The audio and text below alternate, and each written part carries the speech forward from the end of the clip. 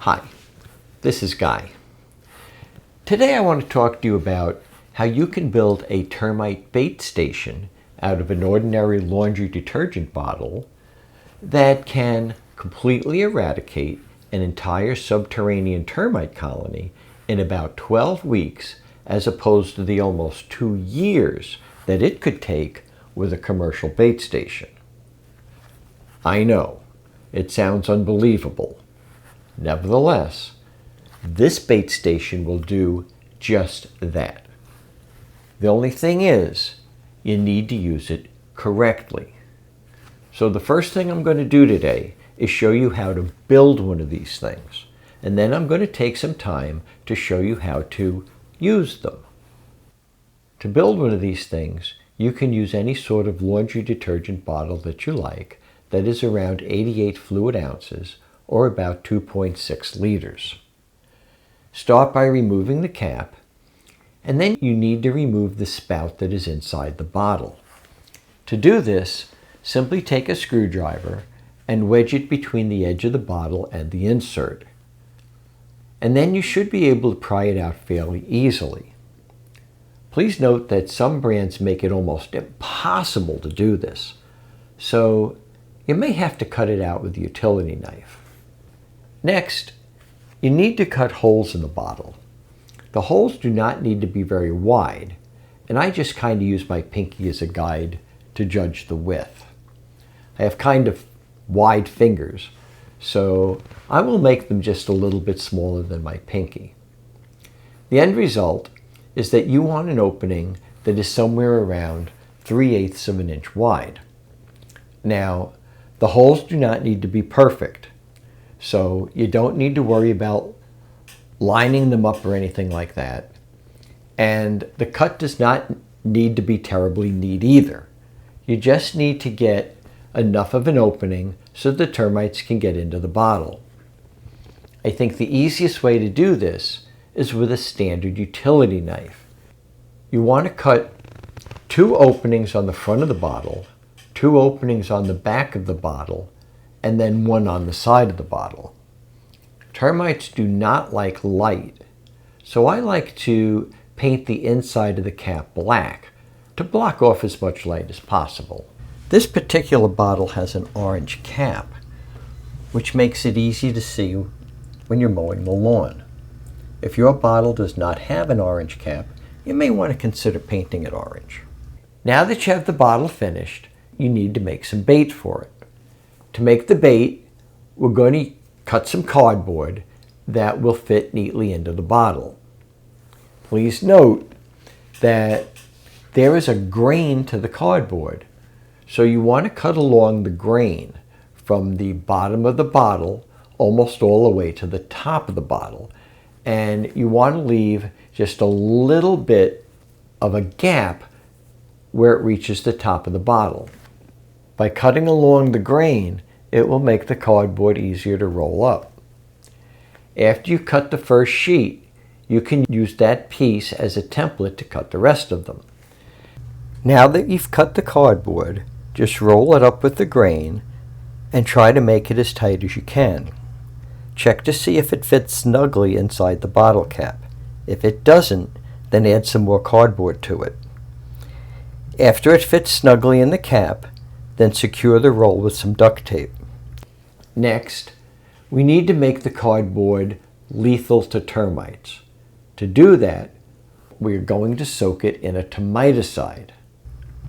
You always want to use a termiticide that is a non-repellent and contains either fipronil or imidacloprid as the active ingredient. The one I like to use is Taurus SC. If you are going to use this product, then mix it at 0.8 ounces per gallon of water. Just place the cardboard cylinders in a shallow pan and pour in enough pesticide to cover the cylinders. Always wear gloves when you are doing this because you are going to be touching the termiticide. The cardboard tends to float, so you may need to push it down a bit and roll it around to get the cardboard soaked all the way through. It doesn't take long for the cardboard to soak through. I find that it usually takes about 5 minutes. Now that the cardboard is soaked through, then simply take it out of the termiticide and insert it into the bait station. And that's it. You now have one bait station ready to go. You are going to have some termiticide left in the pan, so you can pre-make some more bait cylinders, or you can put the remaining termiticide in a sealed container for use at a later time. These bait stations are not like the ones you buy commercially because they use cardboard, and cardboard does not last long when it is exposed to moisture in the ground. Therefore, you cannot simply place these around your home as a preventative measure. The stations are designed for the sole purpose of killing off an existing infestation. So, for them to be effective, you need to know where the termites are. You cannot simply place them around willy-nilly around the property any way you like. Therefore, to locate the termites, you need to install termite monitoring stations. Monitoring stations are different than bait stations because they do not kill termites. They just locate them. You can buy these commercially for about $15 each, or you can make them yourself for about 50 cents each. I have a video on how to make them, and I will place a link in the description and at the end of this video. I like to place the stations at 4-foot intervals around the entire building. This way, the termites cannot possibly miss them. The monitoring stations have a little orange dot on the top.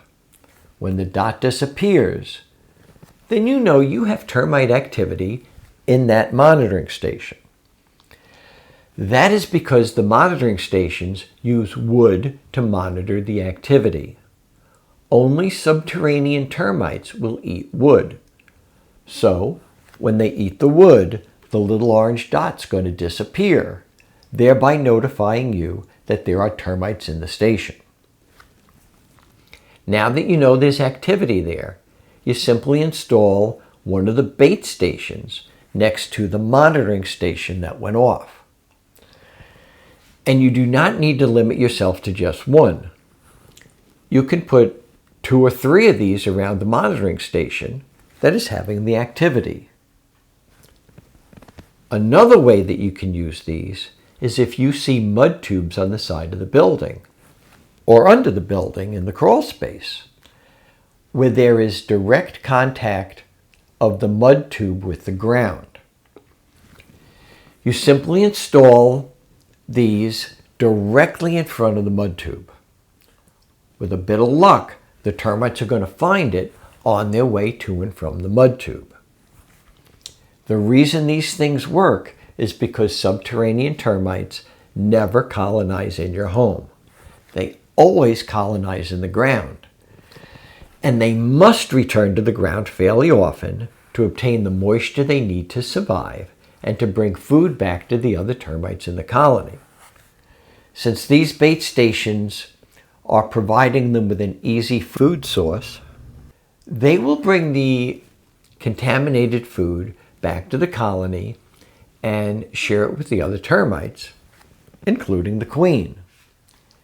After enough bait has been distributed in the colony, all of the termites are going to die. No more termites in the colony. Then no more termites in your house either, because they all must return to the ground. That means there is no escaping for them. If they take the bait, then that colony is going to be toast.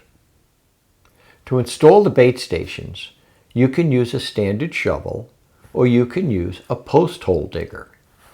Just make sure that you leave the cap far enough out of the ground so that you can easily open it and replace the bait as needed.